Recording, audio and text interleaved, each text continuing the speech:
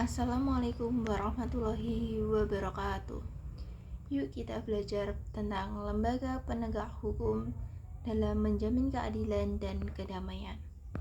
Sebelumnya, lembaga yang berperan dalam penegakan hukum yaitu peran Kepolisian Republik Indonesia atau Kapolri, kemudian peran Kejaksaan Republik Indonesia, kemudian peran hakim sebagai pelaksanaan kekuasaan, kemudian peran advokat dalam penegakan hukum, kemudian peran Komisi Pemberantasan Korupsi atau yang sering disebut KPK. Jadi, yang akan kita bahas yaitu peran advokat dalam penegakan hukum. Sebelum kita masuk ke peran advokat dalam penegakan hukum, kita harus tahu apa sih advokat itu? Apa sih tugas advokat? Pengertian dari advokat adalah orang yang berprofesi memberi jasa hukum baik di dalam maupun di luar pengadilan. Jasa hukum yang diberikan berupa memberikan konsultasi hukum, bantuan hukum, menjalankan kuasa, mewakili, membela, mendampingi, dan melakukan tindakan hukum. Kemudian, melalui jasa hukum yang diberikan, advokat menjalankan tugas profesi demi tegaknya keadilan. Berdasarkan hukum untuk kepentingan masyarakat mencari keadilan, termasuk usaha memberdayakan manusia dalam menyadari hak-hak fundamental mereka di depan hukum. Keberadaan advokat sebagai salah satu penegak hukum diatur dalam Undang-Undang Republik Indonesia Nomor 18 Tahun 2003 tentang advokat. Melalui undang-undang ini, setiap orang yang memenuhi persyaratan dapat menjadi seorang advokat. Adapun persyaratan untuk menjadi advokat di Indonesia diatur dalam Pasal 3 Undang-Undang Republik Indonesia Nomor 18 Tahun 2003 tentang advokat. Jadi, persyaratan untuk menjadi advokat yaitu: yang pertama, warga negara Indonesia. Yang kedua, bertempat tinggal di Indonesia. Yang ketiga, tidak berstatus sebagai pegawai negeri atau pejabat negeri. Yang keempat, berusia sekurang-kurangnya 25 tahun. Yang kelima, berijazah sarjana yang berlatar belakang pendidikan tinggi hukum. Yang keenam, lulus ujian yang diadakan oleh organisasi advokat.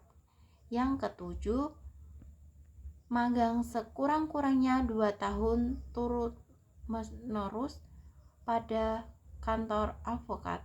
Yang kedelapan, tidak pernah dipidana karena melakukan tindak pidana kejahatan yang diancam pidana penjara 5 tahun atau lebih. Kemudian yang kesembilan, berperilaku baik, jujur, bertanggung jawab, adil, dan mempunyai integritas yang tinggi. Kemudian, tugas khusus advokat. Advokat memiliki tugas khusus, yaitu membuat atau mengajukan gugatan, jabatan, tangkisan, sangkalan, memberi pembuktian, mendesak segala disidangkan atau diputuskan perkaranya, dan sebagainya. Di samping itu, pengacara bertugas membantu hakim dalam mencari kebenaran dan tidak boleh memutarbalikkan peristiwa demi kepentingan kliennya agar kliennya menang dan bebas. Kemudian, hak-hak menjadi advokat dalam penegak hukum. Hak-hak yang dimiliki oleh advokat yang pertama adalah advokat bebas mengeluarkan pendapat atau pernyataan dalam membela perkara yang menjadi tanggung jawabnya di dalam sidang pengadilan, dengan tetap berpegang teguh kepada kode etis profesi dan peraturan perundang-undangan. Kemudian yang kedua yaitu avokat bebas dalam menjalankan tugas profesinya untuk membela perkara yang menjadi tanggung jawabnya dengan tetap berpegang pada kode etis profesi dan peraturan perundang-undangan. Kemudian yang ketiga adalah avokat tidak dapat dituntut balik secara perdata maupun pidana dalam menjalankan tugas profesinya dengan iktikat baik untuk kepentingan klien dalam sidang pengadilan. Kemudian yang keempat adalah avokat berhak memperoleh informasi, data, dokumen lainnya baik dari instansi pemerintah maupun pihak lain yang berkaitan dengan kepentingan tersebut yang diperlukan untuk membela kepentingan idiennya sesuai dengan peraturan perundang-undangan. Kemudian yang kelima yaitu avokat berhak atas kerahasiaan hubungan dengan klien, termasuk perlindungan atas berkas dan dokumennya terhadap penyitaan atau pemeriksaan dan perlindungan terhadap penyadapan atas komunikasi elektronik avokat. Kemudian yang keenam yaitu avokat tidak dapat diidentikan dengan kliennya dalam membela perkara klien oleh pihak yang berwenang dan atau masyarakat. Kemudian kewajiban avokat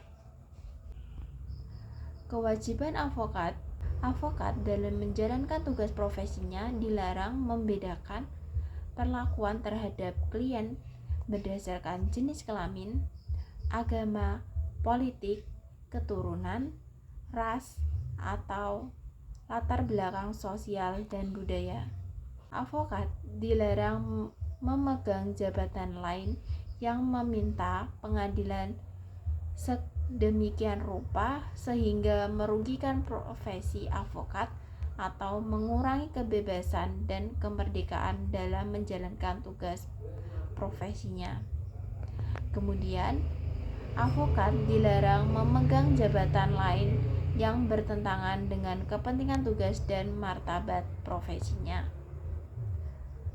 Kemudian, avokat yang menjadi pejabat negeri tidak melaksanakan tugas profesinya selama memangku jabatan. Kemudian, sesuai dengan pasal 19 ayat 1 yang berbunyi, avokat wajib merahasiakan segala sesuatu yang diketahui atau diperoleh dari kliennya karena hubungan profesionalnya, kecuali ditentukan lain oleh undang-undang. Sekian, terima kasih. Wassalamualaikum warahmatullahi wabarakatuh.